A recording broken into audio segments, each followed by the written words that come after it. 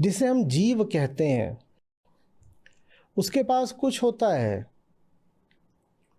जो उसमें चेतना विकसित होने से पहले से मौजूद होता है। वो क्या है? उसकी जैविक सामग्री, वो मसाला जिससे देह खड़ी होती है। ठीक है? पुराने सब संस्कार, माँ से मिले, बाप से मिले, माँ बाप को उनके माँ बाप से मिले, उनके माँ बापों से और पीछे जाओगे और पीछे जाओगे, बिल्कुल एकदम प्रजातियों के आरंभ में पहुंच जाओगे, जंगल में घुस जाओगे, और वहाँ से संस्कारों की श्रृंखला चल रही है। तो कुछ होता है हमारे पास जो बहुत पीछे से आ रहा होता है। वो क्या है? गुण। और चूंकि वो बहुत पीछे से आ रहे हैं तो उनको लेकर के हम विवश होते हैं। उनका हम कुछ बदल नहीं सकते, कुछ नहीं कर सकते। वो हैं, बस है तो हैं। एक नाक की जगह 3 नाक कौन कर सकता है बताओ? मेरी नाक टेढ़ी है, मैं सीधी कर सकता हूं? कोई संभावना नहीं है। 2 आंख की 3 आंख कर सकते हो? कुछ हो सकता है? बच्चा पैदा होता है, बचपन से ही क्रोधी है। कितने लोग हैं जिनके 2 बच्चे हैं? तो जब बच्चे पैदा हुए थे, छोटे थे बिल्कुल, तो क्या दोनों का बिल्कुल आप एक सा व्यवहार पाते थे? एकदम छोटे हैं, अभी माँ बाप ने नहीं संस्कारित किया, मान लीजिए अभी महीने, 2 महीने, 4 महीने के हैं, तो भी क्या उनका दोनों का एक सा स्वभाव था? एक सा था क्या? भले ही लिंग भी एक रहा हो सकता है दोनों लड़कियां हो या दोनों लड़के, क्या वो एक सा ही अपना व्यवहार करते थे? ऐसा नहीं होता था ना। तो व्यवहार में अंतर कहां से आया? कहां से आया? उसे गुण बोलते हैं। तो एक छोर पर जीव बिल्कुल विवश होता है, न चील की तरह उड़ सकता, हाँ, न मछली की तरह तैर सकता, न 200 साल जी सकता कछुए की तरह। जितनी उम्र है उतनी तो जियोगे। कछुए कितना जी जाते हैं, पेड़ कितनी कितनी पुरानी, हाँ, कब कब से खड़े होते हैं। 400 साल पुराना देखो ये बरगद, कोई 400 साल पुराना आदमी देखा है? उस आदमी की गलती थी, वो गलत जीवन जीता था इसलिए जल्दी मर गया, और बरगद ज्यादा स्वस्थ जीवन जीता है इसीलिए अभी तक खड़ा है। गुण की बात है। पेड़ जी जाते हैं, कुछ पेड़, सब नहीं। कुछ पेड़ आपको 500-500 साल पुराने मिलेंगे, मनुष्य नहीं मिलता, मनुष्य नहीं मिलता। ये गुण है, वहां हम बेबस हैं। और दूसरे छोर पर जीव पूरी तरह मुक्त है। दूसरा छोर संभावना है, पहला छोर तथ्य है। गुण का छोर हमारा तथ्य है। जो गुणों का छोर है, जो हमारी बेबसी का छोर है, वो हमारा तथ्य है। लिखो बेटा ये सारी बातें। नहीं फिर कोई आकर के बता देगा कि गीता तो जातिवादी है और तुम्हें शक हो जाएगा कि सचमुच। जीव 2 छोरों पर है और एक छोर पे वो बिल्कुल बेबस है। वो कौन सा छोर है? वो गुणों का छोर है। यहां कितनी लोगों की आंखों का रंग नीला या हरा है? और जर्मनी चले जाओ, वहां पे क्या पाओगे? वहां इतने नहीं पूछा जाता कि आपका कद कितना है, वजन कितना है। वहां साथ में लिखवाते हैं colour of the eyes. Bharat में ये लिखवाना बेतुकी बात होगी क्योंकि यहां सबकी आंखें काली होती हैं, यहां कोई नहीं लिखवाता कलर ऑफ द आइज। इसी तरह वहां कलर ऑफ हेयर भी लिखवाते हैं क्योंकि वहां कई रंगों के बाल हो जाते हैं। यहां लिखवाना बेतुका होगा कलर ऑफ हेयर क्योंकि यहां सबके बाल। ये गुण की बात है। नहीं तो ऐसा थोड़ी है कि जर्मन पैदा होते ही ज्यादा रंगीन था तो इसीलिए उसके शरीर में भी उसकी आंतरिक रंगीनियत उभर के आ गई। क्या हरी हरी आंखें हैं, गजब। वो पैदा ही ऐसा हुआ है। और जर्मन हो या स्वीड हो या डच हो, उसकी लंबाई एक हिंदुस्तानी नहीं पाएगा। ये गुणों की बात है। गुण है वो। फिनलैंड चले जाओ, पूरा खड़ा हुआ है, आम आदमी 6 फीट का है वहां पे, और यहां कोई 5-10 का हो जाए तो कहते हैं लंबा है, तो लंबा है। ये क्या है? हम बेबस हैं, हम नहीं करते उसको। इस छोर पर कुछ करने की कोशिश नहीं करनी चाहिए, पड़ा रहने दो। ये है तो है। अब उम्र 34 हो गई तो हो गई, उम्र 54 हो गई तो हो गई, कैंसर हो गया तो पाखंड करने से कुछ मिलेगा? मुझे नहीं है, मुझे कैंसर हो गया, अब मैं क्या बोल रहा हूं? नहीं है, तो क्या होगा? उल्टे मुझे क्या कहना चाहिए? है और अब कुछ हो सकता हो तो कर दो। और जो इलाज होगा भी ना, वो भी प्रकृति की सम्मति से ही होगा। इसीलिए कोई रोगी बचता है और कोई रोगी नहीं बचता। आपको चिकित्सक भी दवाई देता है तो कहता है let me see whether the patient responds. कई बार बोलता है good news, the patient is, और कई बार बोलता है the patient is not responding. हमने जो कर लिया तो कर लिया, लेकिन बात किसके हाथ में है? प्रकृति। प्रकृति माने उस मरीज की देह के हाथ में है।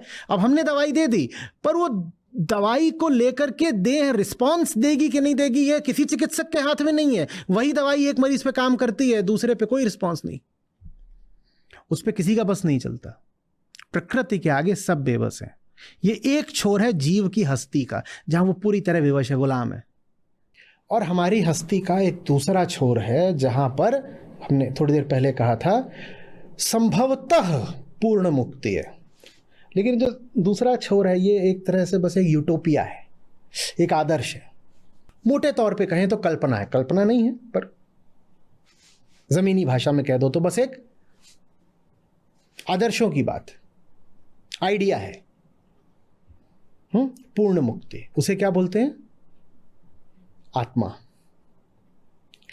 और हम इन दोनों के बीच में डोलते रहते हैं। एक छोर पे पूर्ण विवशता है और एक छोर पे पूर्ण मुक्ति है, और हम इन दोनों के बीच डोलते रहते हैं। ये क्या है?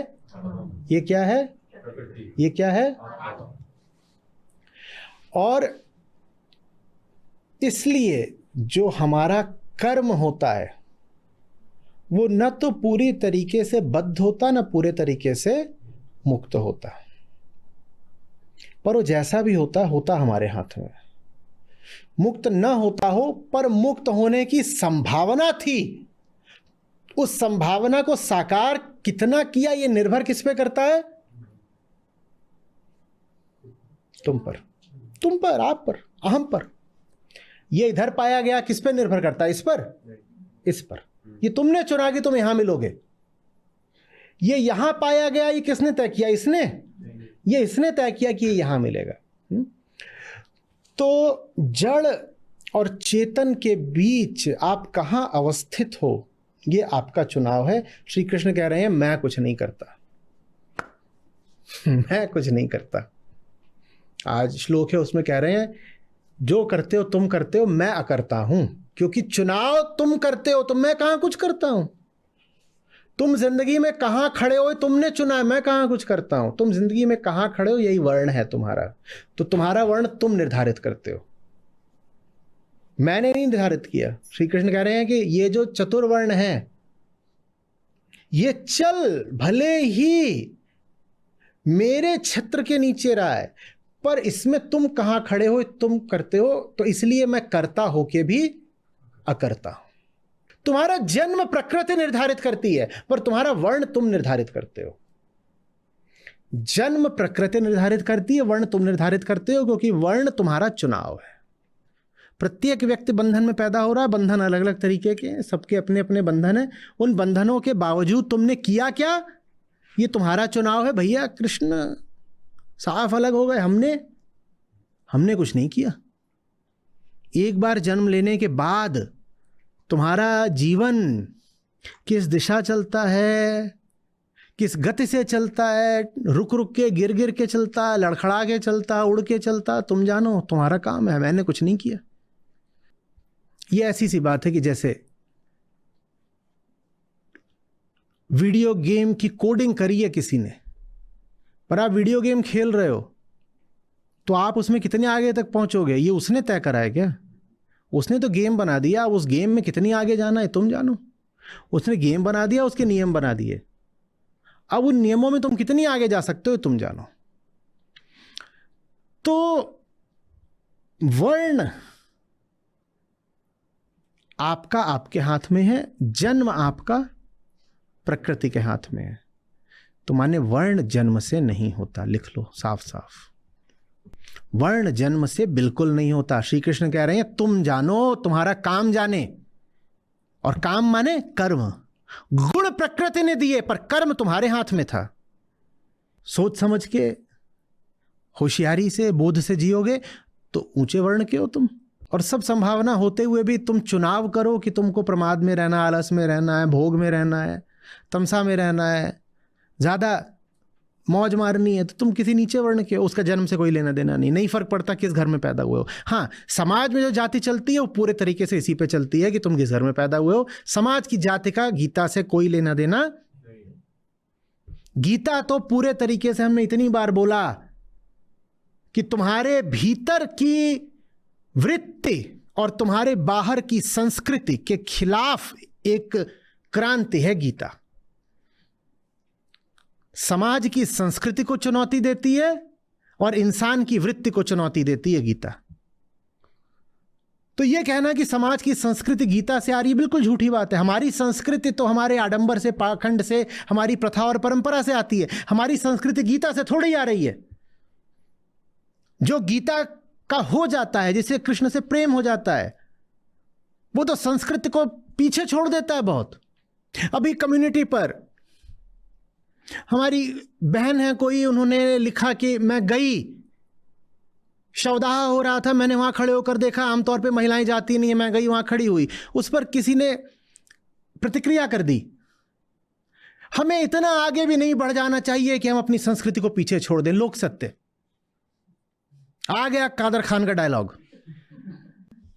देखो बहन, आगे बढ़ना ठीक है, पर इतना भी आगे नहीं बढ़ जाना चाहिए कि अपनी संस्कृति को ही पीछे छोड़ दो। तुम्हारी इसी संस्कृति के खिलाफ गीता एक गर्जना है। क्या बात कही, क्या डायलॉग है। रील बना दो इसकी, चल जाएगा। 40 मिलियन ऐसे ऊपर आते हैं। हमें इतना भी आगे नहीं बढ़ जाना चाहिए कि हम अपनी संस्कृति को पीछे छोड़ दें। जब कह दिया है कि महिलाओं को जीवन के तथ्य नहीं देखने चाहिए, तो नहीं देखे ना, क्योंकि देख लिया कि कैसे हाड़ जले जीव लाकड़ी, केश जले जीव घास, तो अगले दिन से केश विन्यास कैसे करेगी वो? और केश विन्यास नहीं करेगी तो पुरुष की फिर कामुकता को उत्तेजना कैसे मिलेगी? पहुंच गई स्त्री शमशान में और देख लिया कि केश जले जीव घास, तो अगले दिन कैसे करेगी केश विन्यास? और जब वो अपने बाल सजा के नहीं आएगी तो पुरुष की कामुकता उत्तेजना नहीं पाएगी। तो पुरुष ने कहा इसको देखना ही ना दो कि हाड़ जले जीव लाकड़ी, केश जले जीव घास। नहीं देखेगी तू घर में रह, तू एक शीश महल में रह, तू सपनों के संसार में रह, तू रोमांस के पालने में झूल और बच्चे पैदा कर, मत देख जिंदगी की हकीकत को। और इसको तुम कहते हो संस्कृति। और मनुष्य अकेला ऐसा होता है जिसकी चेतना बहुत गिरी हुई भी हो सकती है और बहुत उठी हुई भी, क्योंकि हमने कहा हमारे 2 छोर हैं, दोनों छोरों के बीच में बड़ा फासला है।